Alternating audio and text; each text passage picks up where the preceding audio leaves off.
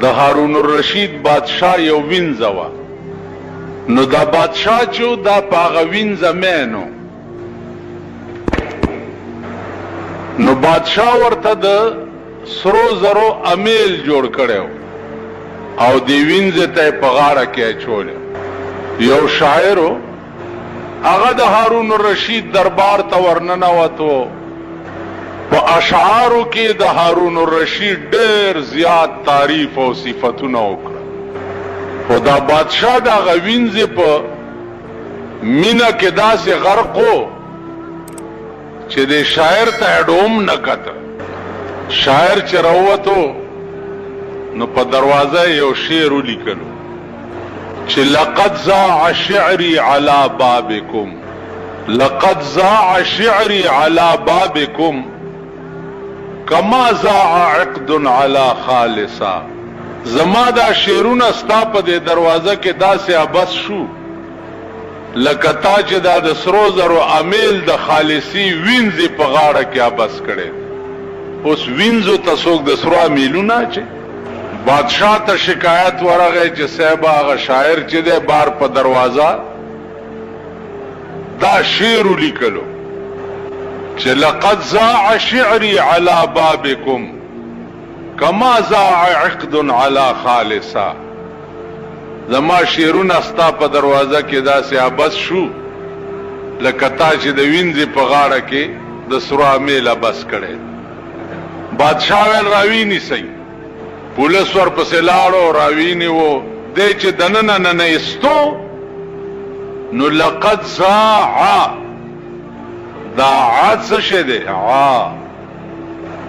وای خلی خوځوي عاد څه شه دی عاص نواز شریف ته خنوي ظالمانو چې یریږي پیجن الف ب ت س ج ح خ دال زال ر ز عین ورپسې نو عین دې کنه اوس د عین شکل کا چرته الف ب ت س موم خدای خبر چې ویلي کنه دی ویلي نو عین داسې لاندې خپغوندې ده نو دا شاعر چې پولیس دننه نه استو نو د دې عین نه لاندې د خپدا سي میټاو کړه چې میټاو کړه نو چې عین نه خپلاندې اوه او صفای کې نو پاس شکل بیا د حمزه پاتې شي یو الف ته یو عین ده یو حمزه ده نو چې عین نه خپل لري کې نو بیا حمزه پاتې شي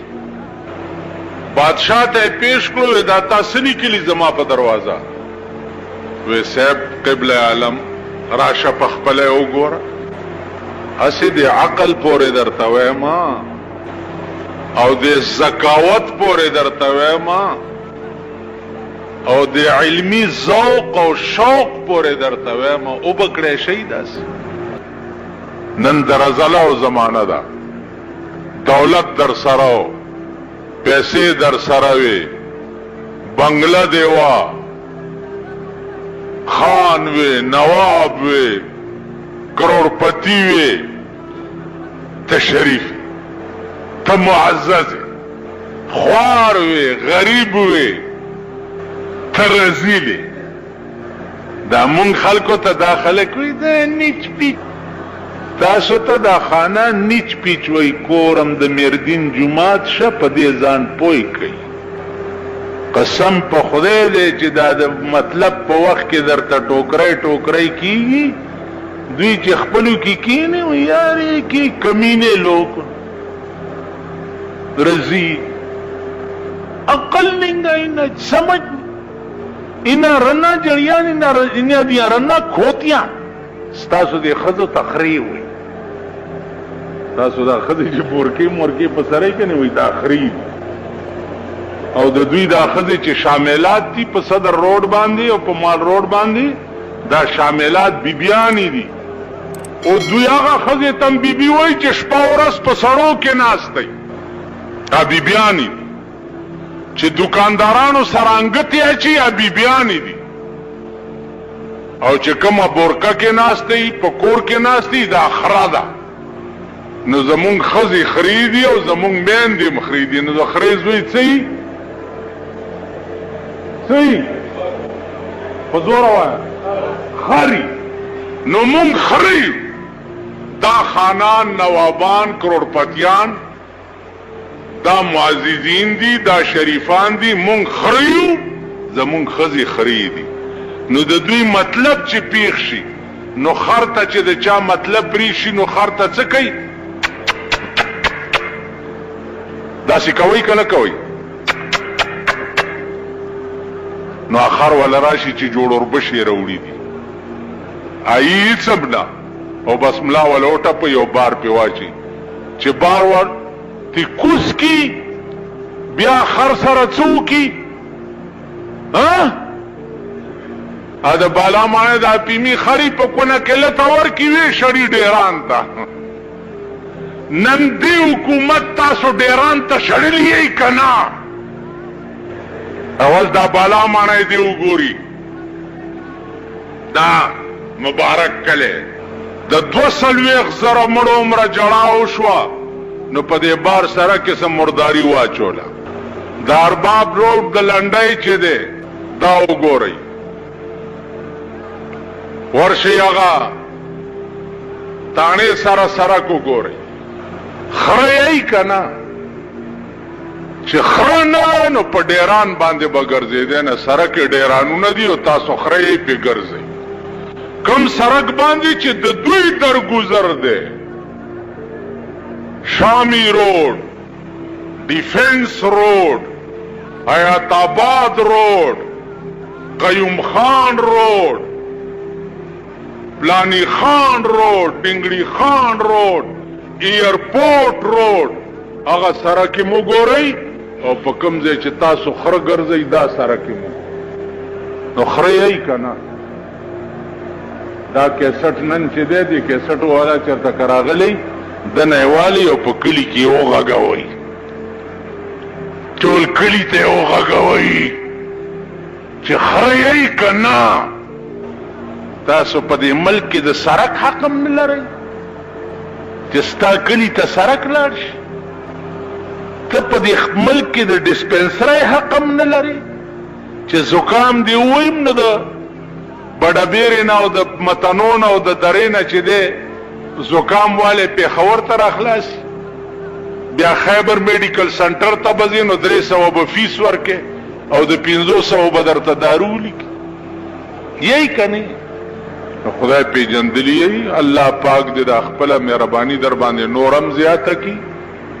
ډېر شکر دی، زړه مې خوشحالیږي چې درته ګورم.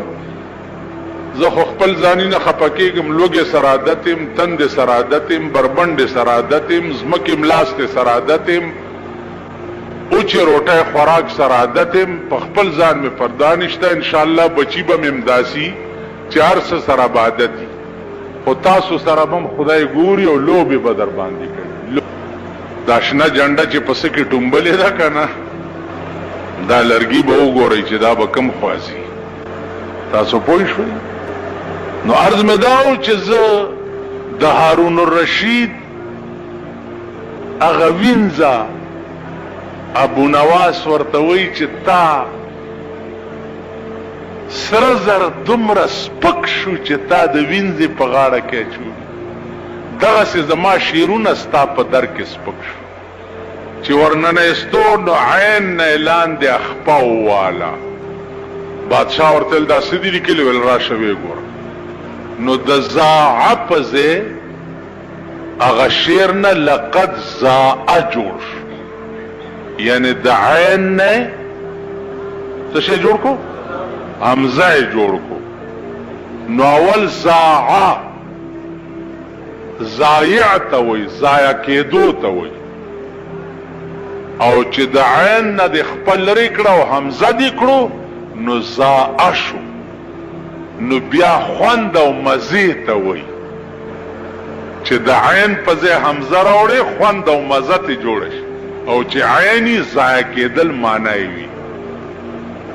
نو اول زاعه وی راشه وګوره چې وی کته نو داسې شو چې لقد زاع شعري على بابكم کما زاء عقد علی خالصا. اے بادشاہ زما شیرونو داسې خوند وکړو ستا په دربار کې لکه چې خوند کړی دی هغه امیل د سرو زرو ستا د خالصي وینځې په غاړه کې. څنګه چې د دې غاړه کې دی وین امیل مزه کړې ده داسې زما شیرونو ستا په دربار کې مزه وکړه. یو خپې لرې کولو سره ځمکه او اسمان بدل کړه. داسې عقل به تاسو کې پیدا بشته. خلق دغه چې بادشاہ به په یو سکند کې یو نه په بل واړو. قوم دې ته وایي عقل مندي دې ته وایي فهم دې ته وایي. اسې دا مې دې پورې درته وایي چې زه مشکل باس ستاسو په مخ کې چیړل ځکه نه غواړم چې ستاسو دماغ کې دا خبرې راځي نه پوهېږئ پې نه. تاسو خیال راغی په دغې پوهېږئ دا نن چې کومه ورځ ده اوس په کارډونو باندې جګړې شوي چې نن د جشن پاکستان افتتاح به کیږي په شاهي باغ کې. هله چې کارډ نه زه پاتې نشم دومره بنډل کارډونه یې ما ته راولېږل چې کتې چاله ورکې. نو یو کارډ مې تې هغه هلک نه واغستو مال دا یو راکه چې ته خفه نشي او دا نور بچیه واپس یو شه دغه ورځ زه منم نه نو کارډ یې څه چاله به څنګه ورکوم. زه د دغه ورځې منلولو په حق کې نه یم ځکه چې دا ورځ به هله ورځ وی چې په کومه نظریه تاسو دا ملک جوړ کړی دی او هغه نظریه هم پکې حاوي کړی وی. جوړم د اسلام په نظریه کو او دی پکې کفر. نو تاسو عظیمه دوکه د اسلام سره نه ده کړې. اوس ته ماته ووایه چې په ټوله دنیا کې وګوره چې څومره د قرآن قوانین سپک او ورک په پاکستان کې دي دومره په روی زمین په بل ملک کې نشته. ته ورشه چې کوم ریسرچ دې وخت کې په جرمني کې په لا اله الا الله باندې کیږي کوم ریسرچ په لندن کې په قرآن باندې کیږي عقل به دې ورته وخوځي.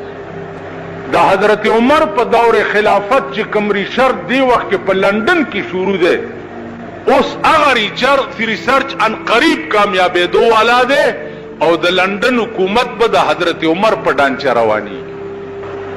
پاکستان کې همونږ د حضرت عمر تم تاسو توالو تاسو پیژنئ نه خدای خوار ته چې حضرت عمر څوک و چاته وایي